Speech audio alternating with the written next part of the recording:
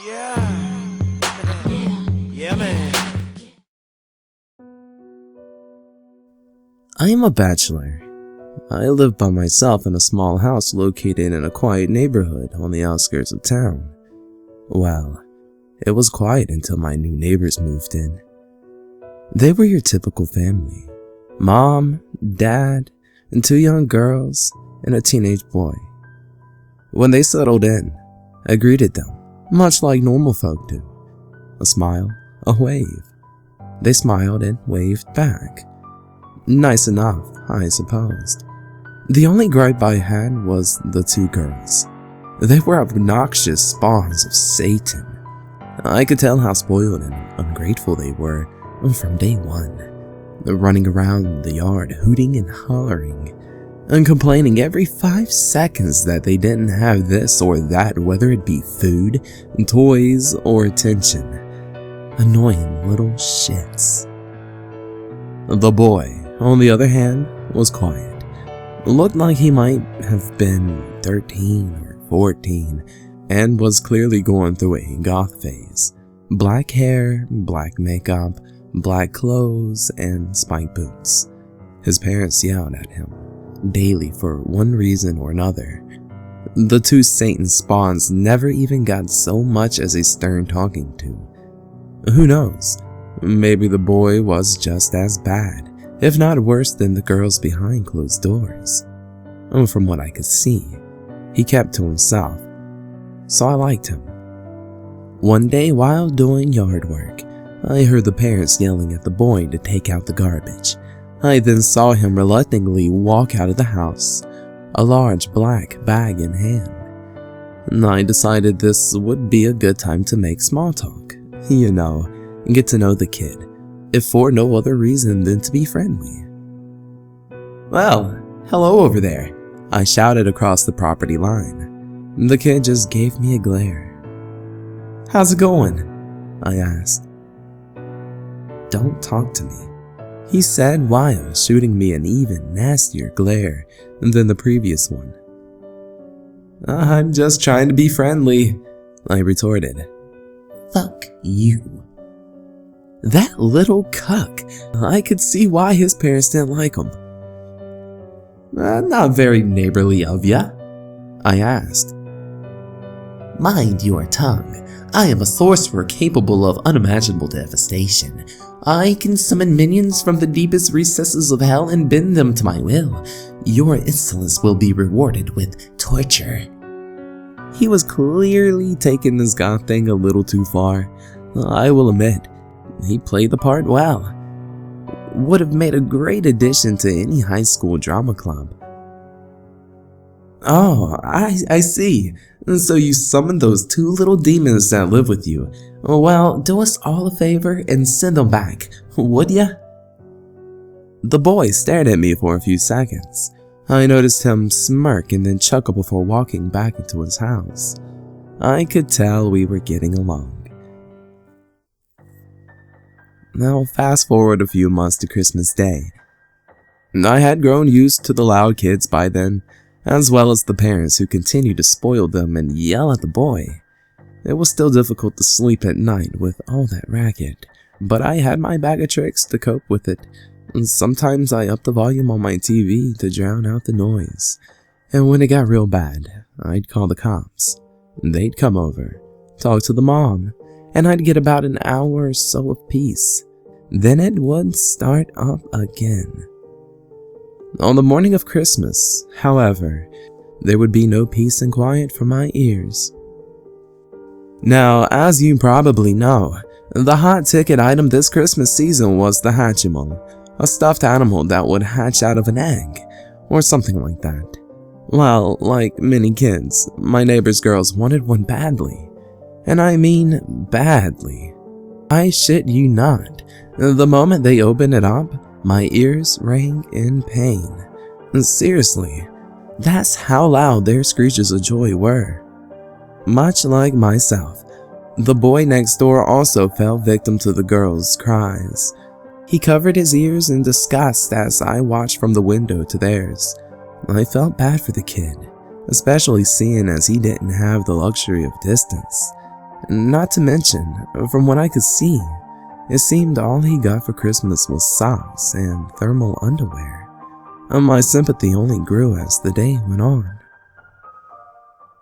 For a good couple of hours, the two demon girls ran about and screamed at the top of their lungs every time the Hatchimal lit up or shook.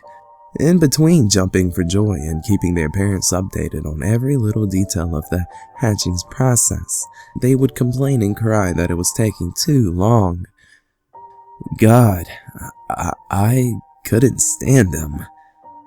Eventually, the damn thing hatched. I cringed in horror at the girls' annoying voice as they shrieked, and that was that. They threw the little fur ball in the pile with all the other toys. The noises had finally ceased. Now, looking through the window to make sure my nightmare had truly ended, I noticed something. The boy was no longer downstairs. I could see him through his bedroom window on the top floor. He was standing upright with his arms outstretched, back to the glass. I watched for a few moments. The kid was still as a statue. I found this bizarre. But hey, he was a bizarre kid. Now, as the night came to an end, I pushed all thoughts of my neighbors out of my head and attempted to get some rest. The next morning, I awoke feeling refreshed. As my eyes adjusted to the daylight, I realized something. I had slept through the night. This never happened. At the very least, I would wake up 2 or 3 times to my neighbors yelling. This was odd, but I wasn't complaining. Now, while eating breakfast, I looked out my window at my neighbor's house. I saw that both of the cars were still in the driveway. Now, this was even stranger, as I was sure they had work. They kept reminding their kids in the effort to get them to go to sleep early Christmas night. I had 2 choices. I could ignore the fact and go about my day as I normally would, or I could investigate and make sure everything was okay. After much thought, being the fucking nice guy that I am, I chose the latter option. I walked through the snow over to my neighbor's house and knocked on the door. I received no answer. I knocked a little bit louder and rang the bell a few times, but that too heeded no results. My next course of action would have to be peeping. I walked around the corner of the house and peered into the living room window. I was greeted with a horrific sight. The mom, the dad, and the 2 girls were sprawled across the floor, their bodies covered in bruises and cuts. Blood stained the carpet around them. To top it all off, sitting atop one of the bodies was the Hatchimal, covered in blood. Its eyes were deadlocked on my position. Officially spooked, I ran back to the house and called the police. Within 15 minutes, the sounds of sirens filled my neighborhood. My neighbor's home was ransacked within minutes. The bodies were bagged and tagged, and the boy was taken out in handcuffs. He'd apparently been sleeping in his room when they found him. Now, I was questioned as a suspect, but the overwhelming lack of evidence made it clear that I wasn't the culprit. They thought the boy was good for it anyway.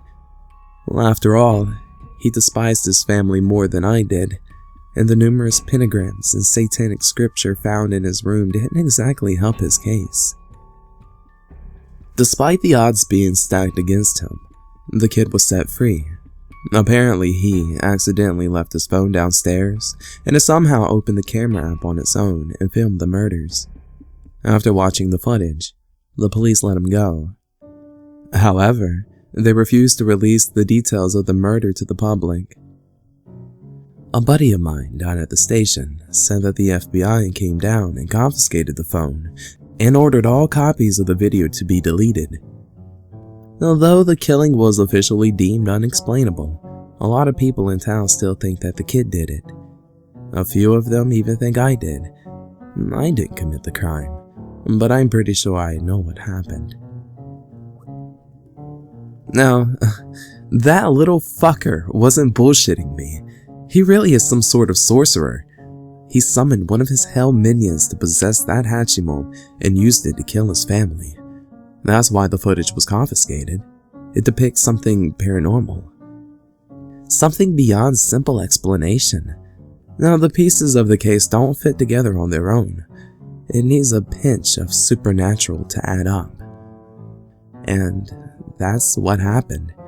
You can believe what you want. I'm not exactly sure why the kid chose the day he did to murder his family, especially if he had those powers all along.